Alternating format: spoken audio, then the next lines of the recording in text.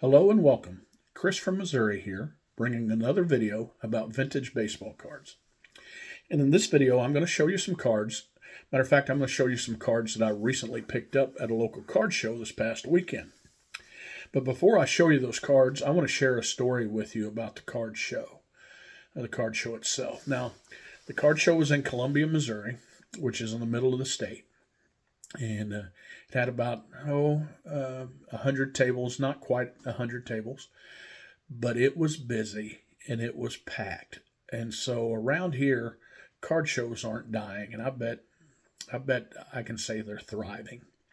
I set up at this card show, and I set up with a friend of mine that I always set up with, Maurice, and then also Lane, who's the young son of a guy that that went in half with me on the basketballs that I just purchased late last fall. And Lane had a great show. He was busy. Maurice and I were busy. But when the show started, there was a young man and his son that came up to me, and the son had a gift for me. And it really caught me by surprise. It was one, it was my birthday, and he didn't know that, of course. And two, I picked up a Ty Cobb card later that day, but it suffers in comparison how I felt when this young man gave me this gift. He said, and they came up to me, Josh and Jacob came up to me and said they watched the channel and they know that I'm a Johnny Bench collector, and asked if they could give me this. And I'm not a bobblehead collector, but I am now. They know Johnny Bench is my favorite player, and I think it's really neat that both of them watch my channel because it's the vintage. And anytime a young guy collects vintage, I just love that because I know they're learning about the history of the game, and I just love it. So I want to tell them thanks, really from the bottom of my heart. So now I'm going to turn the phone around and I'm going to show you some cards that I just recently picked up at the show. So first card I'm going to show you is the Yadier Molina rookie card. Now I am a Hall of Fame rookie collector, and I believe someday Yadier Molina is going to go in the Hall of Fame. It's not a slam dunk like a lot of my friends around here think, but he did get a lot of gold gloves and played for a long time, hit some of those milestones.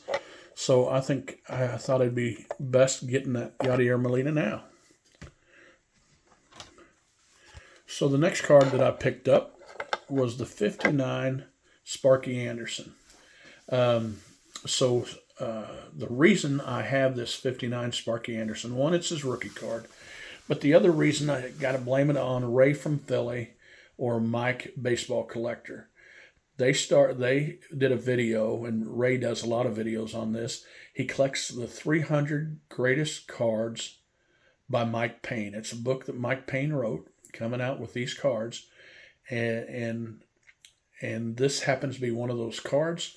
So now this means that I have 189 of those cards of the 300 greatest cards. The next one I picked up was a 1958 Topps Yogi Berra. Now, I am starting at a Yogi Berra run, so I'm trying to pick up, and I'm turning in stuff to be graded so I can finish the Yogi Berra run. So I did not have this 58, nor did I have this 52 Bowman. And this Bowman is beautiful. Just look at that. Now it's a 1.5, but boy, the color of that is really, really nice. So another card I was glad to pick up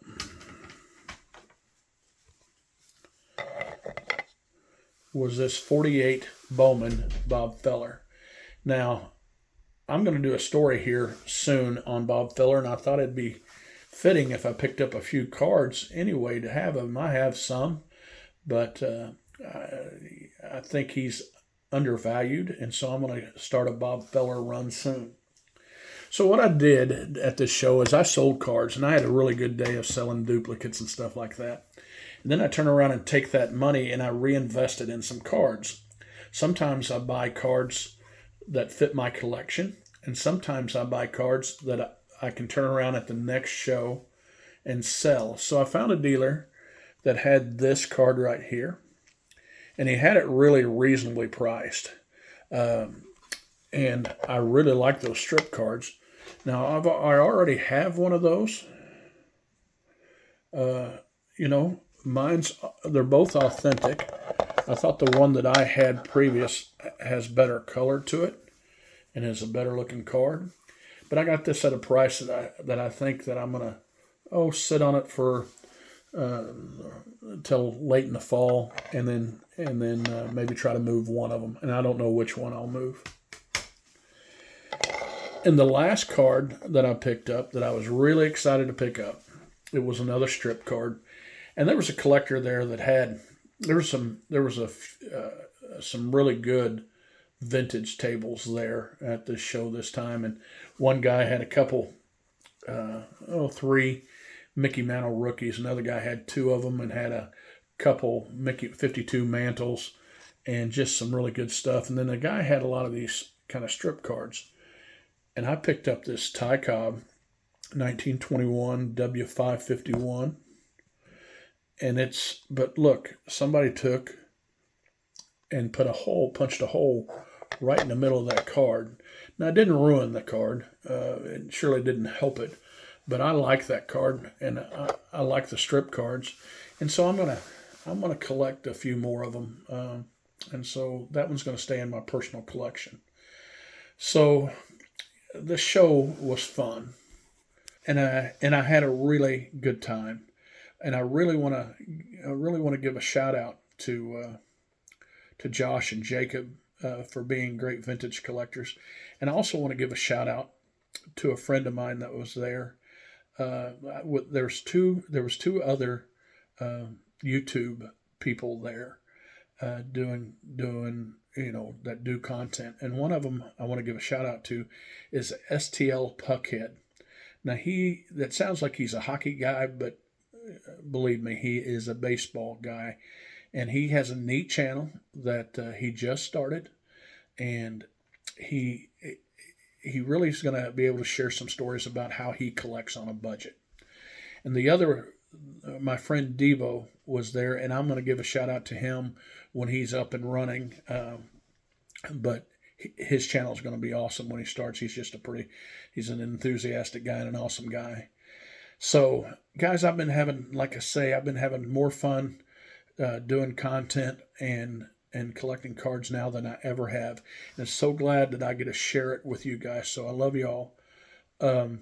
Listen, remember, it's just a hobby. Collect what you like.